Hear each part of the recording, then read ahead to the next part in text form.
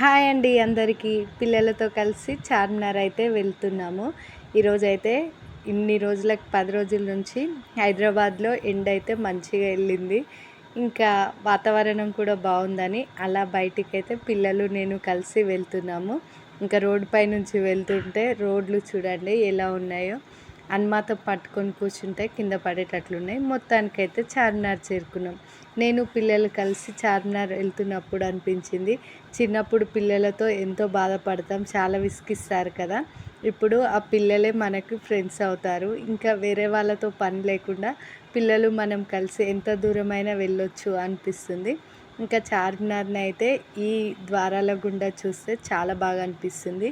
చుట్టుముట్టు వ్యాపారాలు చేసుకునే వాళ్ళు వచ్చే పబ్లిక్ని చూస్తే చాలా చూడముచ్చటగా ఉంది. ఇంక ఈరోజు సండే కాబట్టి రష్ కూడా తక్కువగానే ఉంది. చార్మినార్లోకి అయితే ఎంట్రీ అయినాము. ఇంకా పిల్లలైతే ఎప్పుడు చార్మినార్ చుట్టూ తిరగడమే కానీ చార్మినార్ ఎప్పుడు ఎక్కలేదు.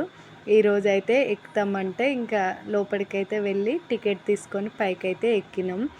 పిల్లలకైతే టికెట్ లేదు. 15 సంవత్సరాలు దాటిన వారికి మాత్రమే 25 రూపీస్ ఛార్జ్ చేస్తారు.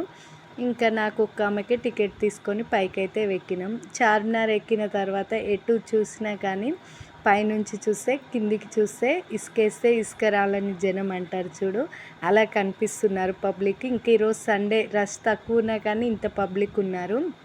ఇంకా అటువైపు చార్మినార్ పైనుంచి అటువైపు చూస్తే మక్కా మసీద్ ఉంది. చార్మినార్కు 4 వైపులా రషే. వ్యాపారాలు చేసుకునే వాళ్ళు, కొనేవాళ్ళు, చూడడానికి వచ్చిన వాళ్ళు చాలా పబ్లిక్ ఉన్నారు.